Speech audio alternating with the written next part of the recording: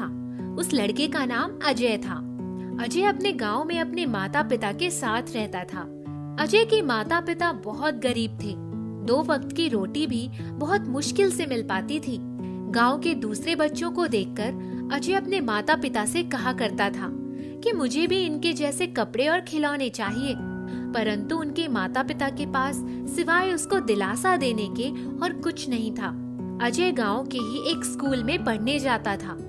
अजय अपने स्कूल में पढ़ाई लिखाई में सबसे तेज था। वह अपनी कक्षा में हमेशा अधिक नंबर लाता था। उसके अधिक नंबर लाने के कारण स्कूल के फंक्शन में उसको खूब इनाम मिलता। गांव के लोग उसे बहुत प्यार करते थे। एक बार गांव में बाढ़ आ जाती है। उस बाढ़ में अजय का स्कूल बह जाता है। अजय के गांव में वही एक स्कूल था। अब अजय अपनी शिक्षा से वंचित हो जाता है। देखते ही देखते कई साल बीत जाते हैं। अजय अपनी सारी पढ़ाई लिखाई भूल जाता है। गांव से दूर एक स्कूल था। उस स्कूल में पढ़ने के लिए लाखों रुपयों की आवश्यकता थी, इसीलिए अजय का वहां एडमिशन नहीं हो सका। परंतु अजय के पिता उसको खूब पढ़ाना चाहते थे, इसीलिए अजय के पिता ने अपने सारे खेत बेचकर अजय का एडमिशन उस महंगे स्कूल में करवा दिया। अजय अपनी सारी पढ़ाई लिखाई भूल चुका था, इसीलिए वह परीक्षा में फेल हो गया। अजय रोता हुआ घर आता है और अपने रिजल्ट के बारे में अपने पिता को बताता है। पिताजी, मैं फेल हो गया। कोई बात नहीं बेटा, फेल पास लगा रहता है, अगली बार पास हो जाना। लेकिन अजय दोबारा भी फेल हो जाता है और अजय के पिता यह खबर सुनकर गुस्सा हो जाते हैं। अब तुम्हारे पास आखिरी मौका है। अगर इस बार तुम कक्षा में अव्वल नहीं आए तो तुमको घर से निकाल दिया जाएगा। पापा, अगर आप लोग मुझे घर से निकाल देंगे तो मैं कहाँ जाऊंगा? तुमको जहाँ भी जाना है चले जाना, मगर लौट कर वापस घर नहीं आना। अजय के दोबारा फेल होने की खबर पूरे गांव में फैल जाती है और गांव के बूढ़े बच्चे सभी अजय का खूब मजाक उड़ाते हैं, खूब ताना देते हैं। वे अजय को फेलियर कहकर चिढ़ाते हैं। अजय का इन बातों से बहुत दिल दुखता है और वह रोता हुआ वहाँ से चला जाता है। अजय इस बार खूब मेहनत करता है और खूब मन लगाकर पढ़ाई करता है, मगर वह तीसरी बार भी फेल हो जाता है। अजय ने सोचा कि अगर वह घर जाएगा तो सारे लोग उसका मजाक उड़ाएंगे और उसको घर पर बहुत मार पड़ेगी। मारने पीटने के बाद उसको घर से निकाल दिया जाएगा। यह सब सोचकर अजय घर नहीं जाता, बल्कि कहीं और चला जाता है। अजय के घर वाले बहुत परेशान होते हैं। उन्होंने स्कूल जाकर देखा तो स्कूल में अजय नहीं मिला।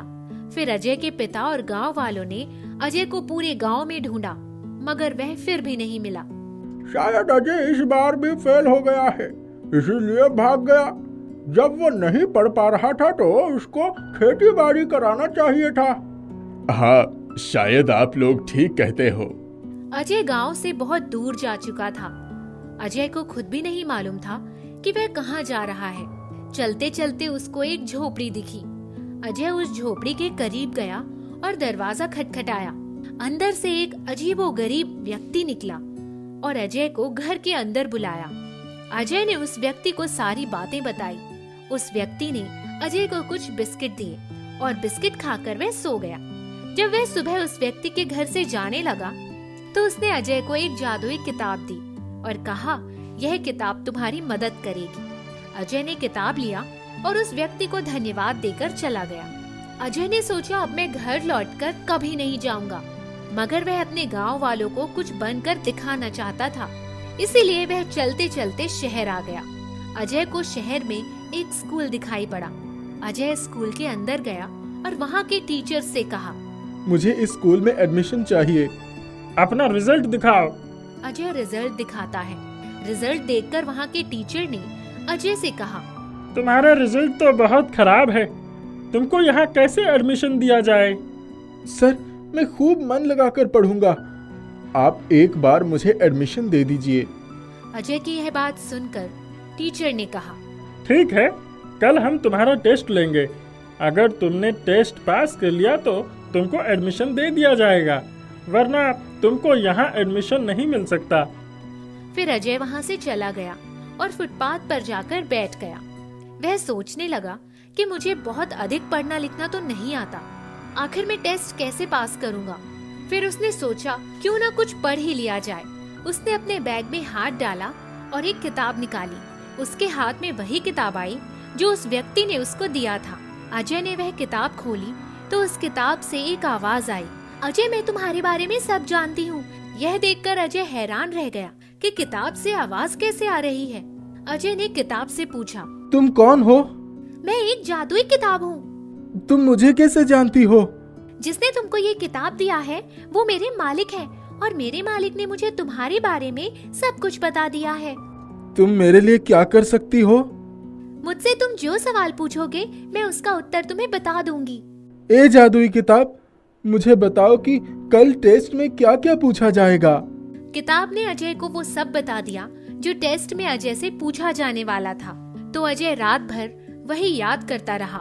बहुत मेहनत और परिश्रम के बाद अजय ने वो सब याद कर लिया और टेस्ट देकर पास हो गया। इस तरह अजय को उस स्कूल में एडमिशन मिल गया। अजय उसी स्कूल में हॉस्टल में रहने लगा। जब भी उसकी परीक्षा आती वह जादुई किताब से सारे प्रश्न के उत्तर पूछ लेता और जादुई किताब उसे सारे उत्तर बता देती। अजय उन सारे उत्तरों को बहुत ध्यान से पढ़ता और कई दिनों के परिश्रम के बाद वह सब कुछ याद कर लेता। इस तरह वह परीक्षा में सारे प्रश्नों का उत्तर देकर अव्वल नंबर से पास हो जाता और उसे क्लास में अव्वल आने के कारण बहुत सारे इनाम भी मिलते। धीरे धीरे पास होते होते वह लॉ कॉलेज में पहुंच गया। लॉ कॉलेज में भी अव्वल नंबर से पास होकर वह बड़ा जज बन जाता है। अजय के जज बनने के बाद उसकी पोस्टिंग उसी के गांव की कचहरी में हो जाती है और सरकार की तरफ से उसे बड़ा सा बंगला मिलता है। उधर गांव में अजय के पिता को खून के झूठे इल्जाम में जेल हो चुकी होती है और एक दिन अजय के पिता की कचहरी में पेशी होती है। उस दिन अजय का कोर्ट में पहला दिन रहता है। अजय के पिता को बुलाया जाता है। अजय अपने पिता को देखकर पहचान लेता है और उसकी आंखों से आंसू आ जाते हैं, लेकिन अजय का पिता अजय को नहीं पहचान पाता। मुकदमा शुरू होता है और अजय के पिता के खिलाफ एक भी सबूत नहीं मिलता। इसीलिए अजय अपने पिता को बाइज्जत बरी कर देता है। एक दिन के बाद अजय जज के कपड़ों में अपने घर जाता है। अजय के पिता और सारे गांव वाले उसको देखकर खड़े हो जाते हैं, परंतु कोई भी अजय को पहचान नहीं पाता।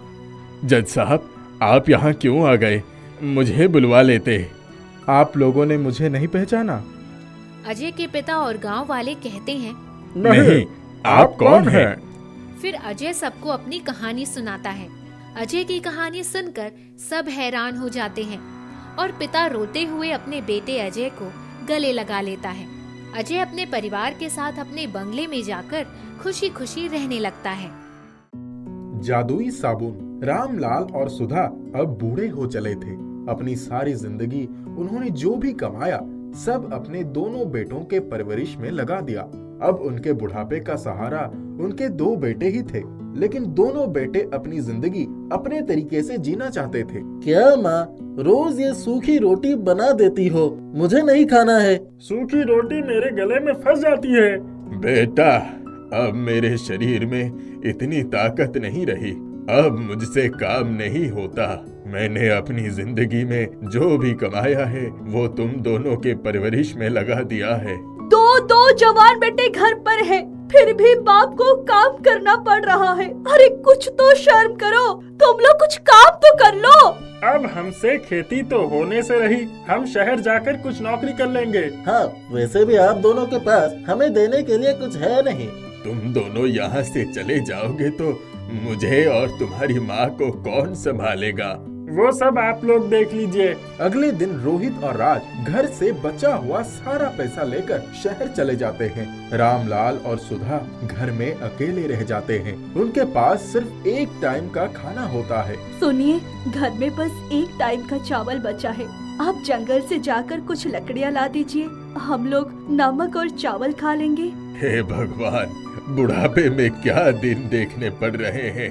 रामलाल जंगल जाकर अपने कांपते हाथों से लकड़ियां काटने लगता है, लेकिन शरीर में ताकत नहीं होने की वजह से उसे लकड़ी काटने में बहुत मुश्किल हो रही थी। तभी रामलाल को किसी जानवर के बच्चे की चिल्लाने का आवाज आई। अरे यह किसी जानवर के बच्चे की आवाज लगती है। ऐसा मालूम होता है वो किसी तकलीफ में है, मुझे उसकी मदद करना चाहिए। रामलाल इधर उधर घूमकर उस आवाज का पीछा करने लगता है। तभी थोड़ी दूर पर उसे एक लोमड़ी का बच्चा गड्ढे में गिरा हुआ मिलता है। वो बच्चा गड्ढे से बाहर आने की कोशिश कर रहा था, लेकिन निकल नहीं पा रहा था। रामलाल उस बच्चे को उस गड्ढे से निकालने में मदद करता है। तभी उसकी माँ वहाँ आ जाती है। आपका बहुत बहुत धन्यवाद। ये मेरा बच्चा है। ये खेलते वक्त इस गड्ढे में गिर गया था। आपने इसकी